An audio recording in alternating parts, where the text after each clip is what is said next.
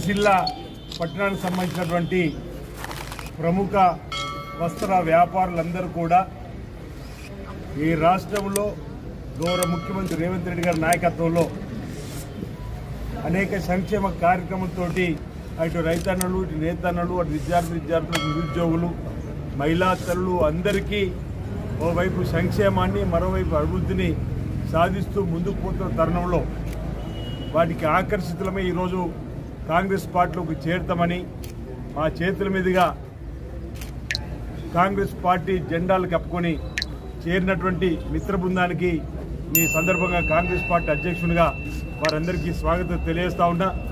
పెద్దలు దూడం శంకర్ గారు కానీ అదేవిధంగా భాస్కర్ గారు కానీ వస్త్ర వ్యాపారం సంబంధించినటువంటి అధ్యక్షుడిగా ఉన్నటువంటి అదేవిధంగా ప్రధాన కార్యదర్శి రవి కానీ గోవిందరావు కానీ ఇంకా భూమయ్య కానీ ఇంకా చాలామంది పెద్దలు ఈరోజు వేరళ పట్టణానికి సంబంధించి నేతన్నలకు ఈరోజు మేము ఉంటాం ఈ అభివృద్ధిలో ఈ ప్రభుత్వానికి చేదోడమని చెప్పిన రాళ్ళతోటి ఈనాడు కాంగ్రెస్ పార్టీలో చేరినందులకు వారందరికీ నా వైపు నుంచి స్వాగతాన్ని తెలియజేస్తూ ఈ రోజు నుంచి కాంగ్రెస్ పార్టీ కుటుంబంలో మీరు సభ్యులుగా చేరారు.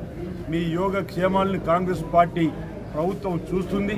మీరు కూడా కాంగ్రెస్ పార్టీ చేపట్టినటువంటి సంక్షేమ కార్యక్రమాల్ని కాంగ్రెస్ పార్టీ ప్రభుత్వం చేపడుతున్నటువంటి ప్రతి కార్యక్రమం పేదలకు అందే విధంగా మీ వంతు సహకారాన్ని సమాజ సేవతో పార్టీ ఇచ్చేటువంటి పిలుపులో భాగంగా పాల్గొని ఈ ప్రాంతంలో ప్రతి ఒక్కరి తలలో నాలుకలాగా ఈ రోజు నుంచి మీరు కాంగ్రెస్ పార్టీ నాయకులుగా ప్రజల మధ్యలో ఉండి ప్రజా సమస్య పరిష్కారం ధ్యేయంగా పనిచేయాలని చెప్పిన సందర్భంగా నేను సూచన చేస్తూ రాష్ట్ర ప్రభుత్వం అటు రైతన్నల పండుగ ఈరోజు మహబూబ్ నగర్లో బ్రహ్మాండంగా జరుపుకుంటున్న సందర్భం.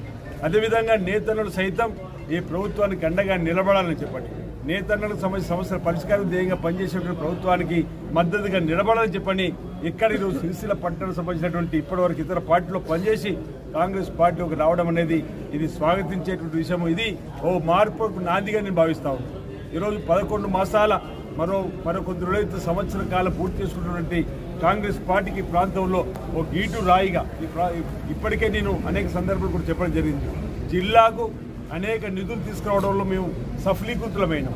నేను మొదటి రోజే చెప్పిన రాజన్న సిరిసిల్ల జిల్లా అభివృద్ధి ఎక్కడ ఆగదని, ఎవరు కష్టాలు ఉన్నా వారి వెంట కాంగ్రెస్ పార్టీ ఉంటుంది, కాంగ్రెస్ పార్టీ ప్రభుత్వం ఉంటుందని చెప్పని ప్రజలతో ఎన్నుకోబడినటువంటి మేమందరం కూడా ఇక్కడ ఇన్ఛార్జ్ ఉన్నటువంటి మహేందర్ రెడ్డి గారు పట్టణాధ్యక్షుడు ప్రకాష్ గారు ఇంకా చాలామంది పెద్దలు పేరున అందరం కూడా ఈ ప్రాంతంలో మీకు అండగా దండగా మీ కష్టాలు పాల్పంచుకునే విషయంలో ఏదైతే పాత ప్రభుత్వం గత ప్రభుత్వం 275 కోట్లు బకాయిలు పెట్టి పోయినట్టు సందర్భంలో మీ అందరూ మా దృష్టికి తీసుకొచ్చినప్పుడు గౌరవ ముఖ్యమంత్రి రేవంత్ రెడ్డి గారి దృష్టికి ఇక్కడ ఉన్నటువంటి పెద్దలు పొన్నం ప్రభాకర్ గారు మంత్రులు కానీ శ్రీధర్బాబు గారు కానీ ఇక్కడ ఉన్నటువంటి శాసనసభ్యులు అందరూ కూడా తుమ్మల నాగేశ్వర గారికి వెళ్ళి గౌరవ ముఖ్యమంత్రి గారి దృష్టికి తీసుకొని వెళ్ళి దఫాల వారికి ఇప్పటి వరకు 200 పైచీలు కోట్లు కూడా పాత బకాయిలు ఇచ్చేటువంటి కార్యక్రమాన్ని అమలు చేస్తుంది. ఏదైతే భూదాన్ పోచన్పల్లిలో మీరు ఎక్కువ ఉన్న వస్త్రాన్ని గోదాములు పెట్టినో ఆనాడు మీరు కండిషన్ అది అమ్మిన కొద్ది ఇవ్వాలని చెప్పండి. అది కూడా ఇప్పుడు అమ్మకం 50% దాటింది.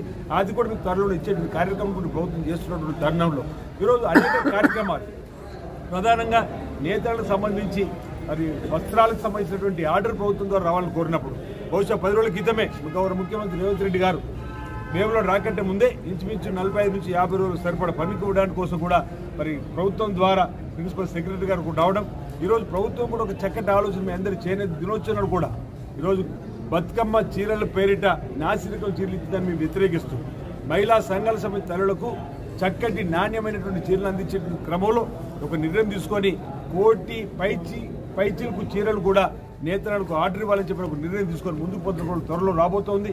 అది కూడా వస్తే చేతులున్న పని దొరికే సందర్భం.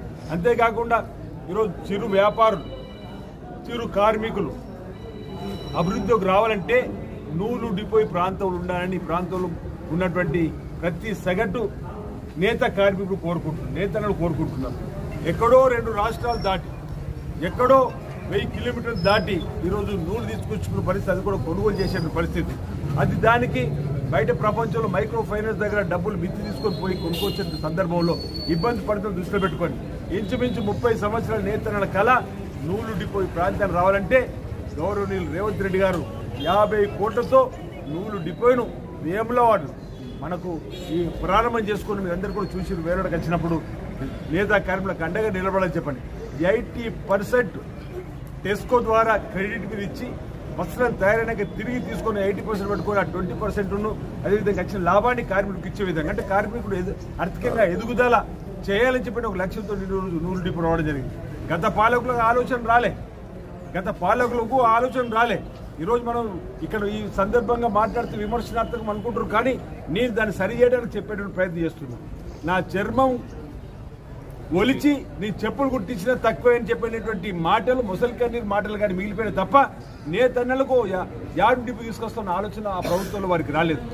ఈరోజు నేను అంటున్నా, ఆ ప్రభుత్వంలో 2వ స్థానంలో ఉండి యువరాజుగా ఉండి నేతా కార్మికులకు సంబంధించిన 275 కోట్ల బకాయిలు పెట్టిపోయిన రోజు, అంటే ఈ బకాయి ఉంటేనే నా వెంట ఉంటారు వీళ్ళు, ఒకళ్ళు బకాయిలు తీరిస్తే నా వెంట ఉంటే చెప్పినటువంటి ఒక దురుద్దేశంతో నాడు పెట్టిపోయినటువంటి ఆలోచన తప్ప మరొకటి కాకుండా ఈరోజు మాట్లాడితే సన్నాసులు అంటారు, మాట్లాడుతుంటే బ్యూరోక్రసీలు పట్టుకొని కార్యకర్తలు చెప్పిన మాట. ఓ జిల్లా కలెక్టర్ పట్టుకొని కాంగ్రెస్ కార్యకర్తలను సభ అంటున్నా, ఓ జిల్లా కలెక్టర్ గారు పట్టుకొని సన్నాసులను సభవాన్ని అంటున్నా. ఈరోజు ఫ్రస్ట్రేషన్కు లోనై సిరిసిల్ల పట్టణం సిరిసిల్ల నియోజకవర్గంలో కూడా తన పీటలు కలుగుతుందని చెప్పండి. రాష్ట్రంలో ఎలాగో ప్రభుత్వం పోయింది, లోక్సభ ఎన్నికల్లో పరువు పోయింది, సిరిసిల్లలో కూడా నా పట్ల ప్రజలు విశ్వాసం తగ్గుతుందని చెప్పిన ఒక భావనతో ఆయన కార్యకర్తలు కాపాడుకొని ఇష్టానుసారంగా కలెక్టర్ నుంచి ముఖ్యమంత్రి వరకు బూతులు మాట్లాడితే ఇక్కడ కాంగ్రెస్ సగటు కార్యకర్తలు చూస్తూ ఊరుకుంటారని చెప్పి నేను అడుగుతా ఉన్నాను.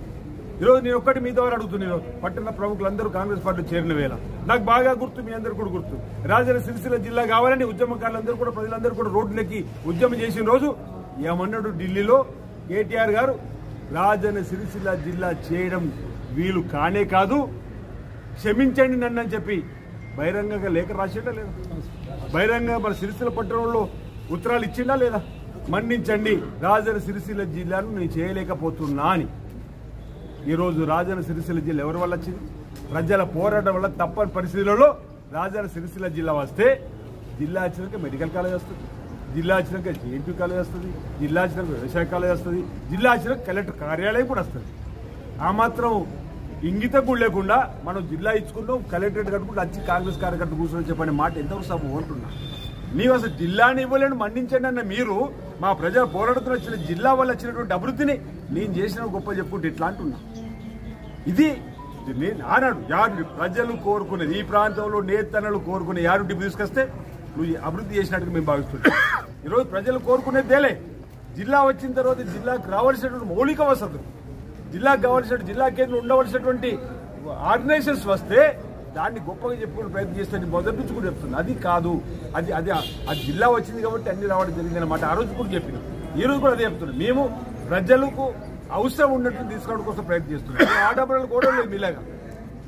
ఈ రోజు గౌరవ ముఖ్యమంత్రి విమర్శించడం, కలెక్టర్ విమర్శించడం, ఎవరు మాట్లాడినా తులనాడడం అనేది సరికాదు. రాబో రోజుల్లో తన భాషను మార్చుకోవాల్సినటువంటి అవసరం ఉందన్నమాట. వ్యక్తిగా గౌరవిస్తాం, మీరు ఒకటంటే మీరు రెండు అంటాం. మీరు మా వైపు వేలు చూపిస్తే 4 వేలు నీ వైపు ఉంటున్నాయి, జాగ్రత్త అనే మాట సందర్భంగా చెప్పేటువంటి మేము ప్రయత్నం చేస్తూ ఉన్నాం. ఈరోజు వారు మాట్లాడిన మాటలు నేను నిన్న హైదరాబాద్లో కూడా మాట్లాడేది, సిఐడి పైన విచారణ జరపాల్సి, సిఐడి ద్వారా విచారణ జరిపించడానికి కూడా కోరడం జరుగుతూ ఉంది. రాబో రోజుల్లో మీరే గెలుస్తారు. 9.5 సంవత్సరాల పరిపాలనలో ఏమేమి చేసారు? పేదలకు ఉపయోగపడే భూములు ఎవరి చేతులకు పోయింది?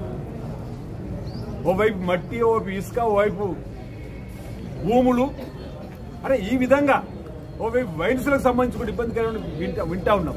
ఈ విధంగా అవినీతి అక్రమ పాలన తెరదేపినటువంటి మీరు ఈరోజు ఈ ప్రభుత్వం ప్రజల పాలన అందిస్తుంది, ప్రజలకు ఉపయోగపడే పనులు అందిస్తుంది.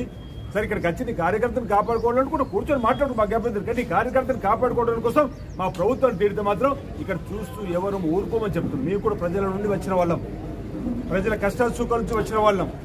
ఎవరెవరో పిచ్చి పిచ్చి పూతలు కూస్తుంటే దానికి మీ అందరూ కూడా స్పందించవలసినటువంటి సందర్భం వచ్చినప్పుడు అవకాశం ఉంది కాబట్టి చెప్పేటువంటి కార్యక్రమం సందర్భం చెప్తుంది. మేము ఎవరు వ్యక్తులకు వ్యతిరేకం కాదు, ఇక్కడ ఉన్నటువంటి మా నాయకత్వం అంతా కూడా ఈరోజు వ్యవస్థను సమూల మార్పులు చేయాలని చెప్పిన ఆలోచనతోటి జరిగిన పొరపాటు సరిదిద్దే కార్యక్రమం చేస్తే తప్ప అని అడుగుతున్నాం.